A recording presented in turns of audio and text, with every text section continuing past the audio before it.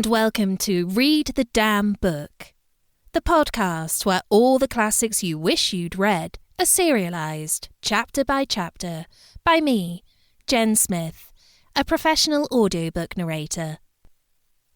Today we're reading The Strange Case of Dr. Jekyll and Mr. Hyde by Robert Louis Stevenson. Let's get to it.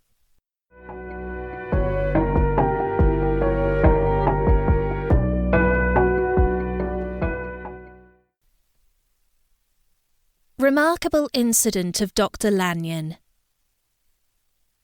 Time ran on.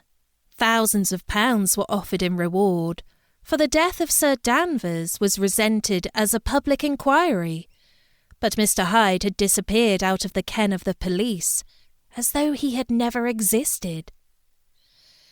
Much of his past was unearthed, indeed, and all disreputable. Tales came out of the man's cruelty, at once so callous and violent, of his vile life, of his strange associates, of the hatred that seemed to have surrounded his career. But of his present whereabouts, not a whisper. From the time he had left the house in Soho on the morning of the murder, he was simply blotted out. And gradually, as time drew on, Mr. Utterson began to recover from the hotness of his alarm, and to grow more at quiet with himself.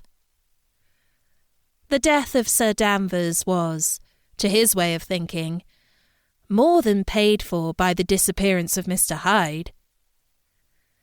Now that that evil influence had been withdrawn, a new life began for Dr. Jekyll. He came out of his seclusion, renewed relations with his friends, became once more their familiar guest and entertainer, and whilst he had always been known for charities, he was now no less distinguished for religion. He was busy. He was much in the open air. He did good. His face seemed to open and brighten, as if with an inward consciousness of service. And for more than 2 months, the doctor was at peace.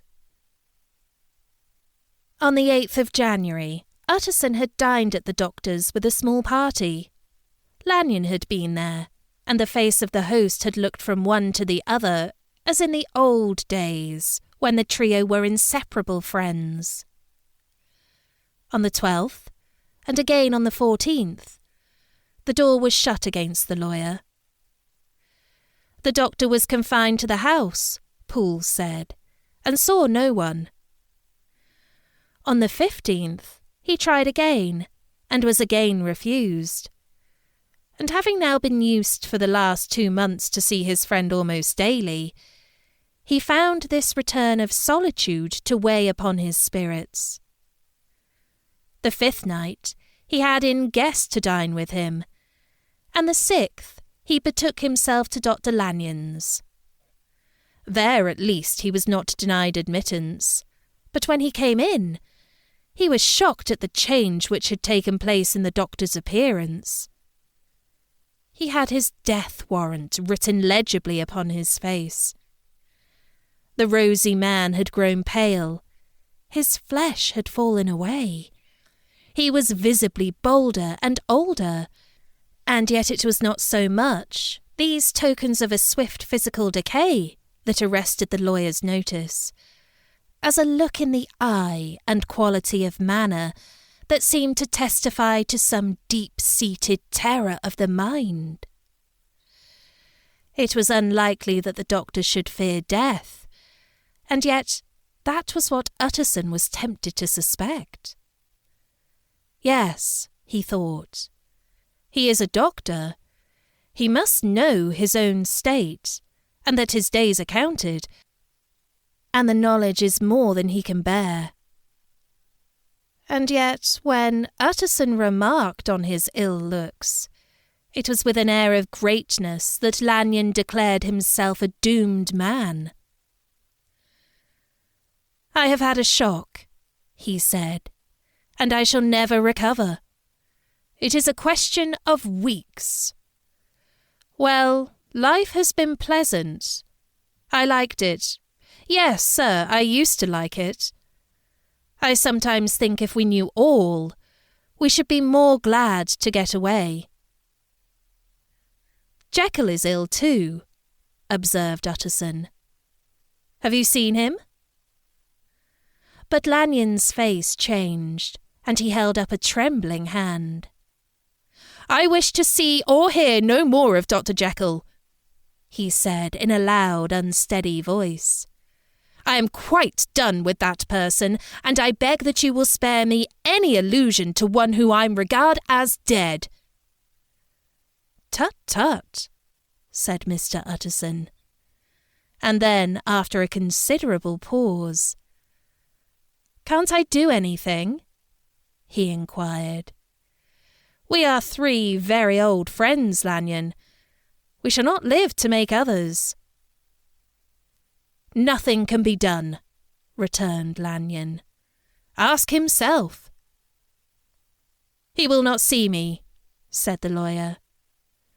I am not surprised at that, was the reply. Some day, Utterson, after I am dead, you may perhaps come to learn the right and wrong of this. I cannot tell you. And in the meantime, if you can sit and talk to me of other things, for God's sake, stay and do so. But if you cannot keep clear of this accursed topic, then in God's name go, for I cannot bear it. As soon as he got home, Utterson sat down and wrote to Jekyll, complaining of his exclusion from the house, and asking the cause of this unhappy break with Lanyon. And the next day brought him a long answer, often very pathetically worded, and sometimes darkly mysterious in drift. The quarrel with Lanyon was incurable. I do not blame our old friend, Jekyll wrote, but I share his view that we must never meet.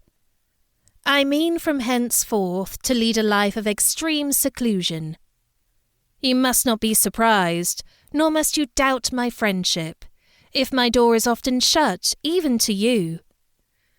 You must suffer me to go my own dark way. I have brought on myself a punishment and a danger that I cannot name. If I am the chief of sinners, I am the chief of sufferers also. I could not think that this earth contained a place for sufferings and terrors so unmanning. And you can do but one thing, Utterson, to lighten this destiny, and that is to respect my silence. Utterson was amazed.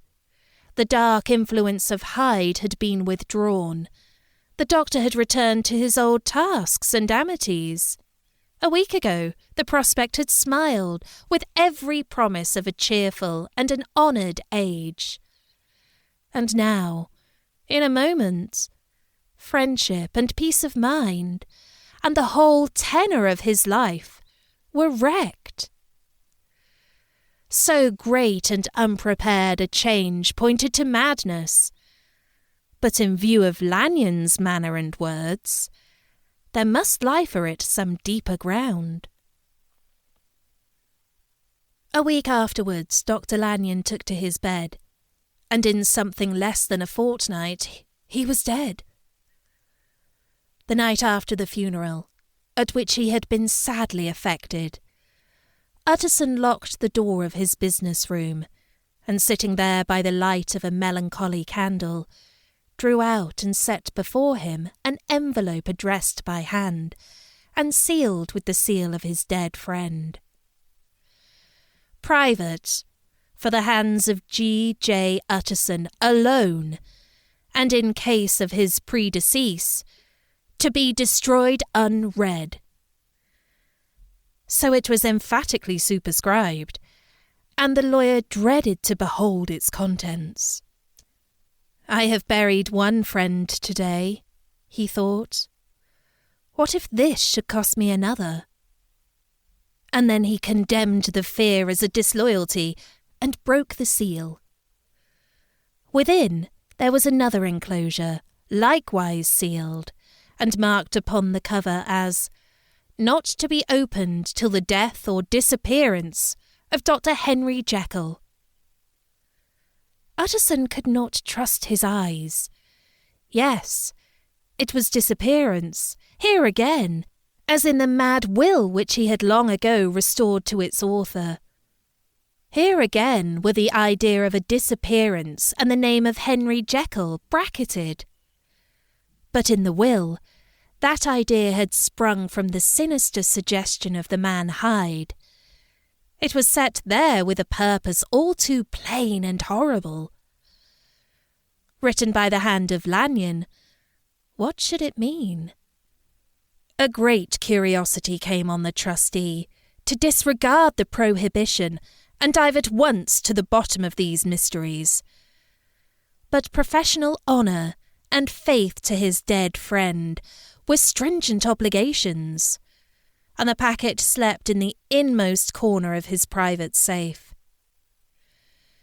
It is one thing to mortify curiosity, another to conquer it, and it may be doubted if, from that day forth, Utterson desired the society of his surviving friend with the same eagerness. He thought of him kindly, but his thoughts were disquieted and fearful. He went to call, indeed, but he was perhaps relieved to be denied admittance. Perhaps, in his heart, he preferred to speak with Poole upon the doorstep, and surrounded by the air and sounds of the open city, rather than to be admitted into that house of voluntary bondage, and to sit and speak with its inscrutable recluse. Poole had, indeed, no very pleasant news to communicate. The doctor, it appeared, now more than ever, confined himself to the cabinet over the laboratory, where he would sometimes even sleep. He was out of spirits. He had grown very silent. He did not read. It seemed as if he had something on his mind. Utterson became so used to the unvarying character of these reports that he fell off little by little in the frequency of his visits.